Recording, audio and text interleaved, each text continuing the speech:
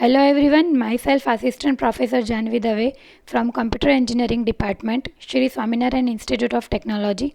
But in our previous session, we have discussed about LL1 parsing, which is the first parser of parsing without backtracking. मतलब predictive parsing का first parser हमने discuss किया था, which is LL1 parser. LL1 parser perform करने के लिए हमारे पास total 4 step थे. First step is to eliminate left recursion and left factoring from the given grammar. Second step is compute the first and follow for the given grammar. Third step is construction of parsing table, and fourth step is to parse the string with the use of parsing table. ये 4 steps में हमने discuss किया था कि अगर एक भी step आपका गलत हो जाता है तो आपका उसके आगे वाला जो स्टेप है वो सही नहीं होगा. तो आपको ये चारों स्टेप अच्छे से परफॉर्म हो वो देखना बहुत ज़रूरी है. आपने डाउट सॉल्विंग वाला लेक्चर अटेंड नहीं किया है तो शायद आप लोगों को LL1 पार्सिंग में कोई प्रॉब्लम नहीं है, ऐसा मैं मान लूँगी. तो अभी आज का हमारा जो टॉपिक है वो है recursive descent parser. Recursive descent parser is another parsing method of parsing without backtracking. मतलब प्रेडिक्टिव पार्सिंग का हमारा जो दूसरा पार्सर है वो है recursive descent parser, which is the last parser of top down parsing methods. Recursive descent parser क्या है वो हमने ऑलरेडी उसका ब्रीफ इंट्रोडक्शन जो है वो पिछले लेक्चर में देखा था कि रिकर्सिव डिसेंट पार्सर में हमें क्या करना था कि कोई भी हमारे पास ग्रामर है वो ग्रामर को हम सी प्रोग्रामिंग के फॉर्म में कन्वर्ट करेंगे. मतलब वो एक्चुअल सी प्रोग्रामिंग नहीं होता है पर हम उसकी प्रोसीजर बनाते हैं with the use of some rules. तो आज मैं आपको रिकर्सिव डिसेंट पार्सिंग क्या है वो बताऊंगी. बेसिकली रिकर्सिव डिसेंट पार्सिंग के अंदर हम line by line top to bottom हमारे ग्रामर को स्कैन करते जाएंगे और उसके लिए हम एक प्रोसीजर जनरेट करवाते जाएंगे. तो basically recursive descent parser is a top down parsing that execute a set of recursive procedure to process the input without backtracking is called a recursive descent parser. Recursive descent parser is the procedure for each non-terminal in the grammar. आपके grammar के अंदर जितने भी non terminals हैं वो सारे non terminal के लिए हम एक प्रोसीजर जनरेट करेंगे in the recursive descent parsing method. और जितने भी टर्मिनल्स हैं वो सारे टर्मिनल्स को हम वो प्रोसीजर में पार्स करवाएंगे. Consider RHS of any production rule as definition of the procedure. आप कोई भी प्रोडक्शन रूल ले लो. मैंने लिया capital E2 capital TE dash. तो वहाँ पे राइट हैंड साइड पे जो ग्रामर होगा राइट हैंड साइड पे जो प्रोडक्शन रूल दिया है वो production rule is the definition of our procedure. हम कभी भी प्रोसीजर बनाएंगे तो E2 TE डैश में हम E की प्रोसीजर बनाएंगे क्योंकि E is the starting symbol of that procedure. और प्रोसीजर के अंदर हम जो चीज़ लिखने वाले हैं वो उसकी राइट हैंड साइड पे जो दिया है वो लिखेंगे. मतलब TE डैश के लिए हम प्रोसीजर लिखेंगे कैपिटल E के अंदर. As it reads the expected input symbol it advances input pointer to the next position. एक इनपुट सिंबल रीड हो जाने के बाद वो उसकी नेक्स्ट पोजीशन पे डायरेक्टली मूव कर जाता है और अब नेक्स्ट पोजीशन पे क्या है उसके अकॉर्डिंगली वो प्रोसीजर लिखना स्टार्ट करेगा. तो यहाँ पे एक एग्जांपल मैं दे रही हूँ. एग्जांपल होगा हमारा grammar E2 num E2 num t and T2 star num t slash epsilon. उसके लिए हम प्रोसीजर लिखने वाले हैं. तो सबसे पहले यहाँ पे देखो कि आपका जो स्टार्टिंग सिंबल है वो है E, क्योंकि हमारा ग्रामर जो है वो E से स्टार्ट हो रहा है. तो हमने प्रोसीजर ले ली, प्रोसीजर E.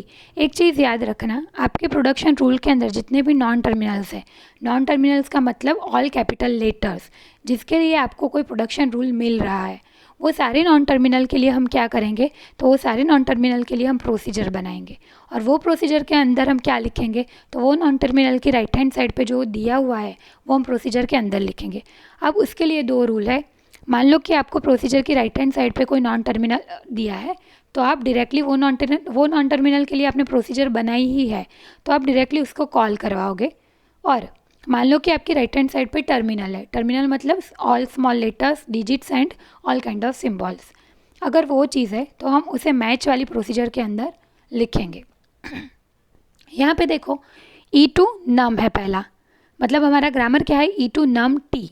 अब ई टू नम है, num is nothing but a terminal, तो हम क्या करेंगे, एक लुकाहेड सिंबल ले रहे हैं। Lookahead is nothing but a symbol tables indicator और सिंबल टेबल्स पॉइंटर भी हम उसे बोल सकते हैं। हमने लेक्सिकल एनालिसिस के अंदर डिस्कस किया था, सॉरी हमने फेजेस ऑफ कंपाइलर के अंदर डिस्कस किया था कि हमारे पास एक सिंबल टेबल है। सिंबल टेबल क्या स्टोर करवाता है, तो टोकन्स। टोकन्स क्या है, तो हमारे ग्रामर के अंदर जितने भी सिंबल्स आ रहे हैं, जितने भी टर्मिनल्स आ रहे हैं, उन सबको हम इंडिविजुअली टोकन्स बोल सकते हैं और उनको हम सिंबल टेबल में स्टोर करवाएंगे। तो अब हम चेक करेंगे कि हमारे सिंबल टेबल के फर्स्ट पॉइंट पे, मतलब सिंबल टेबल का टॉप ऑफ द पॉइंटर जो है उसे हम लुक अहेड बोलेंगे। तो लुक अहेड के अंदर क्या चीज़ है, तो हम देखेंगे कि सिंबल टेबल के लुक अहेड के अंदर नम है कि नहीं है। क्यों हमने नम चेक किया, क्योंकि हमारे राइट हैंड साइड पे सबसे पहला जो टर्मिनल है वो नम है, इसलिए मैंने चेक किया कि if look ahead is equal to num, अगर ये चीज़ है तो हम मैच वाली प्रोसीजर कॉल कराएंगे और उसके अंदर आर्ग्यूमेंट में डालेंगे नम। इसका मतलब हुआ कि लुक अहेड में भी नम था और हमारे ग्रामर में भी नम था, तो ये दोनों मैच हो गए और हमारा जो सिंबल है वो आगे चला जाएगा। अब मैच क्या है, तो यहाँ पे राइट हैंड साइड पे थर्ड बॉक्स में देखो मैंने मैच की प्रोसीजर लिखी है। मैच की प्रोसीजर के अंदर क्या है, हम आर्ग्यूमेंट में एक टोकन ले रहे हैं, जैसे हमने यहाँ पे लिया num, that is our argument which is nothing but a token of your grammar. अब मैच की प्रोसीजर के अंदर है कि if लुकाइड is equal to T, मतलब आपका टोकन और लुकाइड दोनों मैच हो गए, तो लुकाइड कहाँ चला जाएगा, उसकी नेक्स्ट पोजीशन पे, मतलब सिंबल टेबल की नेक्स्ट पोजीशन पे वो पॉइंट करने चला जाएगा, क्योंकि हमारी अभी वाली प्रोसीजर जो थी, वो अभी वाली जो पोजीशन थी वो मैच हो गई है, तो अभी मुझे वो पोजीशन पर रहने की ज़रूरत नहीं है, इसलिए मेरा लुकाइड जो है वो नेक्स्ट टोकन पे चला जाएगा। अगर मैच नहीं हो रहा है तो वो एल्स में जाके एरर जनरेट करके दे देगा। अब उसके बाद है नम के बाद है टी। तो टी के लिए मैंने जैसे आपको बताया कि फॉर एवरी नॉन टर्मिनल हम प्रोसीजर को कॉल करवाएंगे, क्योंकि हर एक नॉन टर्मिनल के लिए हमने यहाँ पे प्रोसीजर लिखी हुई है। तो यहाँ पे मैंने टी जो है वो डायरेक्टली यहाँ पे लिख लिया, आप ये देख सकते हो कि टी हमने यहाँ पे डायरेक्टली लिख दिया मैच की प्रोसीजर के बाद, क्योंकि नम के तुरंत बाद आता है टी, इसलिए यहाँ पे आपकी ई की जो मेन प्रोसीजर थी वो ख़त्म हो गई, मतलब ईफ लूप आपका ख़त्म हुआ। एल्स में हम क्या लिखेंगे कि एरर, मान लो कि इफ़ में आपको लुकाइड में नम नहीं मिल रहा है, तो वो वहाँ से निकल के एल्स में चला जाएगा और एल्स में वो एरर जनरेट कर देगा। अब एरर लिखा है तो एरर के लिए भी हमें एक प्रोसीजर बनानी पड़ेगी। राइट हैंड साइड पे लास्ट कॉलम में देखो सेकेंड प्रोसीजर मैंने बनाई है एरर की, ये वाली procedure error is equal to, हमने उसमें एक प्रिंट करवा दिया एरर मैसेज प्रिंट करवा दिया, बस नॉर्मल एरर मैसेज है। अब आता है टी, तो हमने यहाँ पे प्रोसीजर टी बनाई टी के लिए। अब टी के सामने राइट हैंड साइड पे फर्स्ट हमारा जो सिंबल आता है that is multiplication which is known as terminal. तो अब हम इसमें क्या करेंगे कि ये टर्मिनल को अगेन जैसे हमने ई की प्रोसीजर में सबसे पहले नम के लिए किया था, वैसे ही हम यहाँ पे मल्टीप्लिकेशन के लिए करेंगे कि if लुकाइड is equal to star और मल्टीप्लिकेशन, देन हम मैच की प्रोसीजर कॉल करवाएंगे और उसके अंदर जो आर्ग्यूमेंट देंगे वो हो जाएगा हमारा मल्टीप्लिकेशन। उसके बाद आता है नम। अब नम इज़ अनदर टर्मिनल, तो हमें टर्मिनल जब जब भी टर्मिनल आता है हमें लुक अहेड मैच करवाना पड़ेगा। जब जब भी नॉन टर्मिनल आता है हम डायरेक्टली क्या करेंगे, तो हम डायरेक्टली उसकी प्रोसीजर को कॉल करवा देंगे। तो यहाँ पे मैं ये इफ़ लूप के अंदर एक दूसरा इफ़ लूप लूँगी और उसके अंदर मैंने लिखा if look ahead is equal to num. अगर ये भी कंडीशन ट्रू हो रही है तो मैच में हम दूसरा टोकन लेंगे दैट इज़ नम। अगर नम अब नम के बाद क्या है, तो नम के बाद है capital T is nothing but a non terminal. तो एवरी नॉन टर्मिनल के लिए हम क्या करते हैं, उसको कॉल करवा देते हैं, तो हमने यहाँ पे टी को कॉल करवा दिया, तो नम के बाद तुरंत आ गया टी। अब अगर ये दूसरा नम जो हमने मैच करवाया वो मैच नहीं हो रहा है, तो वो टी में भी नहीं जाएगा, क्योंकि प्रोसीजर क्या है कि सबसे पहले नम मैच होगा उसके बाद ही टी कॉल होगा। तो नम मैच नहीं कर रहा है उसका मतलब हम एरर मैसेज प्रिंट करवा देंगे। अगर मान लो कि आपका लुक अहेड के अंदर जो आपने मल्टीप्लिकेशन मैच करवाया था वो ही मैच नहीं हो रहा है, तो भी हम एल्स वाली पार्ट में हम यहाँ पे एरर नहीं जनरेट करवाएंगे, क्योंकि अगर ये पूरी प्रोसीजर कॉल नहीं हो रही है तो आपका दूसरा यहाँ पे प्रोसीजर है दैट इज़ एप्साइलॉन। तो एप्साइलॉन के लिए हमने एल्स में क्या डाल दिया, नल। अगर मल्टीप्लिकेशन नम टी वो वाला इफ लूप जो है वो गलत पड़ रहा है तो हमारे एल्स लूप में हम चले जाएंगे और वहाँ पे हम प्रिंट करवा देंगे null. Null is nothing but your epsilon. ये हो जाने के बाद यहाँ पे देखो एक एग्जांपल लिया है हमने ये वाला, जिसमें हम क्या कर रहे हैं 3 मल्टीप्लाई बाई 4 और डॉलर, ऐसे हमारे पास स्ट्रिंग है, इसे हमें पार्स करवाना है with the use of this production rule.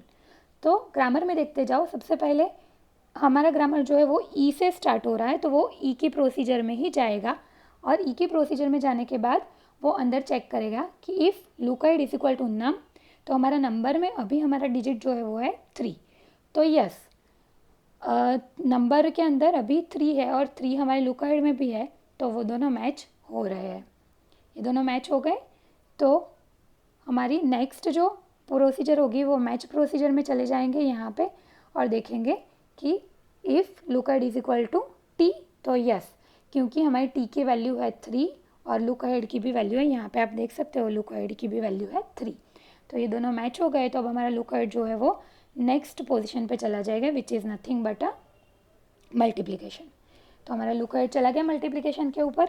अब इसके बाद अगेन हम चेक करेंगे कि उसके बाद क्या आ रहा है, तो मैच की प्रोसीजर के बाद आ रहा है टी, तो अब टी की प्रोसीजर में हम चले जाएंगे यहाँ पे और चेक करेंगे कि मल्टीप्लिकेशन लुकाइड में है कि नहीं है, क्योंकि हमारे लुकाइड में भी मल्टीप्लिकेशन है और यहाँ पे भी मल्टीप्लिकेशन है, तो ये प्रोसीजर जो है वो सही हो रही है, इसीलिए हम वापस से मैच वाली प्रोसीजर में जाएंगे। वहाँ पे देखो आपकी टी की वैल्यू क्या है, टी की वैल्यू इज़ मल्टीप्लिकेशन एंड लुकाइड की वैल्यू इज़ ऑल्सो मल्टीप्लिकेशन। लुकाइड की वैल्यू यहाँ पे है और टी की वैल्यू जो आपकी है वो यहाँ पे है, तो ये दोनों मैच हो रहे हैं। अब ये दोनों मैच हो रहे हैं तो हम क्या करेंगे, आगे चले जाएंगे। आगे क्या है वो देखो कि आगे 4 आया, तो अब हम यहाँ पे जाएंगे कि हमारे लुकाइड में जो वैल्यू है वो सेम वैल्यू यहाँ पे है कि नहीं है, तो 4 भी मैच हो रहा है, इसलिए हम अगेन मैच वाली प्रोसीजर में जाएंगे। मैच वाली प्रोसीजर में जाने के बाद हम ये लुकाइड और टी की वैल्यू चेक करेंगे, दोनों 4 है, तो अब नेक्स्ट टोकन पे चले जाएंगे। Next token is our dollar. अब यहाँ पे जो है वो टी हो गया, तो टी में हम वापस जाएंगे, चेक करेंगे कि हमारे लुकाइड में क्या है। अब यहाँ पे हमारे लुकाइड में है डॉलर और यहाँ पे है मल्टीप्लिकेशन, मतलब ये प्रोसीजर जो है वो मैच नहीं हो रही है, मतलब हम एल्स में आ जाएंगे और एल्स में हम रिप्रेजेंट करवाएंगे नल।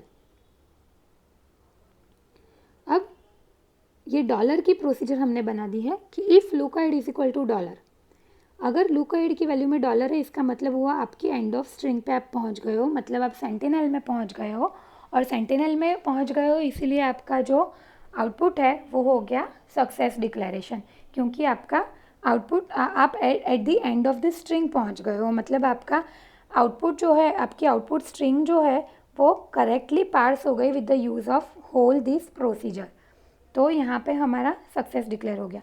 अगर मान लो कि डॉलर नहीं है तो हम एरर डिक्लेयर कर सकते हैं। ऐसे हम पूरी स्ट्रिंग को with the use of recursive descent parser parse करवा सकते हैं। डॉलर का मतलब हुआ कि हमारी स्ट्रिंग जो है वो सक्सेस हो गई। अब यहाँ पे मैं आपको एक दूसरी चीज़ बताती हूँ कि दूसरी चीज़ क्या है, कि हमारे पास एक स्ट्रिंग है 3 4 मल्टीप्लाई डॉलर, तो अब हम सबसे पहले 3 में जाएंगे, प्रोसीजर ई में जाएंगे, यहाँ पे हमें 3 मिल गया तो हम मैच प्रोसीजर में चलेंगे, मैच प्रोसीजर में भी हमें 3 मिल गया तो हम नेक्स्ट लुकाइड में चले जाएंगे। नेक्स्ट लुकाइड इज़ नथिंग बट अ 4, तो अब हम नेक्स्ट पोजीशन पे जाएंगे, यहाँ पे हमें टी मिल रहा है तो हम टी की प्रोसीजर पे चले जाएंगे। तो टी की प्रोसीजर पे सबसे पहली चीज़ क्या है, दैट इज़ मल्टीप्लिकेशन, और हमारे लुकाइड में क्या है, यहाँ पे 4 है, मतलब ये मैच नहीं हो रहा है, तो हम ये वाले लूप से बाहर निकल के एल्स वाले लूप में आ जाएंगे, तो वो क्या रिप्रेजेंट करेगा, नल रिप्रेजेंट करेगा। जब भी नल है तो वो डॉलर में चला जाएगा और देखेगा कि नल है तो और कौन सा सिंबल है, डॉलर है, तो यहाँ पे तो डॉलर भी नहीं है क्योंकि हमारे लुकाइड में 4 स्टोर हुआ है, तो ये वाले लूप में से भी हम बाहर निकलेंगे और यहाँ पे चले जाएंगे एल्स में, और एल्स में हम एरर को रिप्रेजेंट कर देंगे, क्योंकि हमारा जो इनपुट स्ट्रिंग है वो पार्स नहीं हो पाई है, तो हमने एरर प्रिंट करवा दिया। और ये जो स्ट्रिंग है वो पार्स नहीं हो पाएगी क्योंकि ये एरर रिप्रेजेंट कर रही है, क्योंकि यहाँ पे 3 और 4 डायरेक्टली हमने ऑपरेंड ले लिए हैं, पर इन दोनों के बीच में कोई भी ऑपरेटर अवेलेबल नहीं है। तो हम ये बोल सकते हैं कि ये जो चीज़ है वो एरर जनरेट करके देगा, क्योंकि इसकी सिंटैक्स ही गलत है। तो मान लो कि सिंटैक्स गलत हो गई तो आपकी स्ट्रिंग कैसे सक्सेस हो सकती है? ये अकॉर्डिंग टू दिस ग्रामर ये स्ट्रिंग जो है वो पार्स नहीं हो सकती है, पर अकॉर्डिंग टू दिस ग्रामर ये स्ट्रिंग जो है वो पार्स हो पाएगी, जो ऑलरेडी हमने कर दी है। तो ऐसे आपको रिकर्सिव डिसेंट पार्सर के लिए प्रोसीजर बनानी पड़ेगी। ये प्रोसीजर बनाने के लिए 2 ही रूल है। एक रूल है आपका कि आपको क्या करना है, हर नॉन टर्मिनल के लिए प्रोसीजर जनरेट करनी है, और हर एक टर्मिनल के लिए आपको उसके लिए मैच वाली प्रोसीजर जो है उसके अंदर उसे सेटिस्फाइड करवाना है।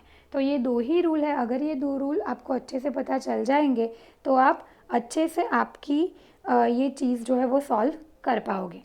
तो यहाँ पे आज के हमारे सेशन में हमें इतना ही देखना था, रिकर्सिव डिसेंट पार्सर। ये एक रिकर्सिव डिसेंट पार्सर की एक्सरसाइज मैंने आपको दी है, जिसके अंदर हमारे पास रूल है x2 कैर y y2 प्लस कैर y स्लैश एप्साइलॉन। जैसे हमारा नम t था और मल्टीप्लाई नम t स्लैश एप्साइलॉन था, वैसे यहाँ पे मैंने e की जगह पे x लिया है, t की जगह पे y लिया है, और नम की जगह पे हमने लिया है कैर। तो ये सेम चीज़ आप ये वाला एग्जाम्पल देख के सॉल्व करो। इसके लिए एक स्ट्रिंग भी पार्स करवाओ कि वो स्ट्रिंग सक्सेस हो रही है कि नहीं हो रही है, वो भी हमें देखना है। तो वो भी पार्स करवाओ ये जो एग्जाम्पल मैंने दिया है उसके लिए। उसके अलावा आपको कोई भी डाउट है तो आपको डाउट सॉल्विंग वाले लेक्चर में आना पड़ेगा, और डाउट सॉल्विंग वाले लेक्चर में हम आपका डाउट जो है वो क्लियर कर लेंगे। तो आज के हमारे सेशन में हमें रिकर्सिव डिसेंट पार्सर तक ही रखना है। मैंने आपको जो पिछला वाला एग्जाम्पल दिखाया, अभी मैं आपको फिर से दिखाती हूँ वो एग्जाम्पल के लिए आपको ऐसी कोई स्ट्रिंग लेके भी उसे पार्स कराना है। जैसे मान लो मैंने यहाँ पे 3 × 4 लिया है, तो आप वहाँ पे 3 + 4 ले लो और ये स्ट्रिंग जो है वो पार्स करवाओ, और 3 4 प्लस के लिए भी चेक करवाओ कि एरर आ रही है कि नहीं आ रही है। अगर एरर आ रही है उसका मतलब हुआ कि आपका जो प्रोग्राम आपने लिखा है वो सही है। और पिछले प्रोग्राम में मैंने जो दिखाया उसके अंदर आपको मैच की प्रोसीजर, एरर की प्रोसीजर और look ahead is equal to dollar वाली प्रोसीजर, ये तीनों प्रोसीजर कॉमन रखनी है। ये तीनों प्रोसीजर कहीं पे भी चेंज नहीं होंगी। Look ahead is equal to dollar वाली प्रोसीजर जो है वो ऑलवेज हम कहाँ पे लिखेंगे, तो हमारी स्टार्टिंग सिंबल की प्रोसीजर के अंदर वो चीज़ हम लिखेंगे, वो एक ही बार लिखनी है आपको। और बाकी का जो प्रोसीजर था वो अच्छे से देख लो। मैच वाली प्रोसीजर कभी चेंज नहीं होगी, एरर वाली प्रोसीजर कभी चेंज नहीं होगी, और डॉलर वाली प्रोसीजर भी कभी चेंज नहीं होगी, और उन तीनों की पोजीशन जहाँ पे हमने लिखा है वो पोजीशन भी कभी चेंज नहीं होगी। तो आपको अच्छे से इसे रिवाइज करना है, और ये जो एग्जाम्पल दिया है वो आपके असाइनमेंट नोटबुक में भी आपको लिख देना है। दूसरी बात, जो मैं आपको असाइनमेंट दे रही हूँ उसकी डेडलाइन जो है वो पर्टिकुलर असाइनमेंट की ही होती है। उसके अलावा जो मैं ये एग्जांपल्स आपको दे रही हूँ, ये एग्जांपल्स आपको मुझे कब दिखाने हैं, तो at the end of every chapter, या फिर जब वो चैप्टर का मैं असाइनमेंट आपको दे रही हूँ वो असाइनमेंट के अंदर भी आप मुझे अटैच करके दिखा सकते हो। आपकी डेडलाइन असाइनमेंट के लिए है, ये एग्जाम्पल्स के लिए डेडलाइन नहीं है। तो ये एग्जाम्पल्स अच्छे से सॉल्व करो, ये आपकी प्रैक्टिस के लिए दिए हुए हैं एग्जाम्पल। तो ये सारे एग्जाम्पल अच्छे से सॉल्व करो। ये एग्जाम्पल्स में नहीं पता चल रहा है तो हम डाउट सॉल्विंग वाले लेक्चर में वो चीज़ डिस्कस कर लेंगे।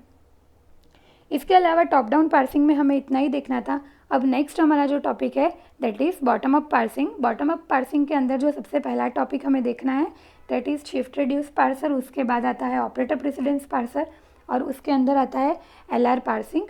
एलआर पार्सिंग के अंदर अगेन हमें 3 टाइप के सम करने हैं, एसएलआर, सीएलआर एंड एलएलआर। हमारे नेक्स्ट टॉपिक के अंदर हम बॉटम अप पार्सिंग जो है वो स्टार्ट करेंगे। नेक्स्ट सेशन जो है वो वहाँ से हमारा बॉटम अप पार्सिंग स्टार्ट होगा। एक चीज़ अच्छे से याद रख लो, ये जो टॉपिक है, ये जो चैप्टर है उसका वेटेज 20% है। तो अगर आप एग्ज़ाम में ये चैप्टर अच्छे से करके जाओगे, ये सारे सम अच्छे से करके जाओगे तो आप इजीली पास हो सकते हो। तो हम हमारे नेक्स्ट सेशन में बॉटम अप पार्सिंग से स्टार्ट करेंगे। आज के हमारे सेशन में हम इतना ही रखेंगे। Thank you for watching this video and stay connected for the other videos. Thank you guys, thank you for watching.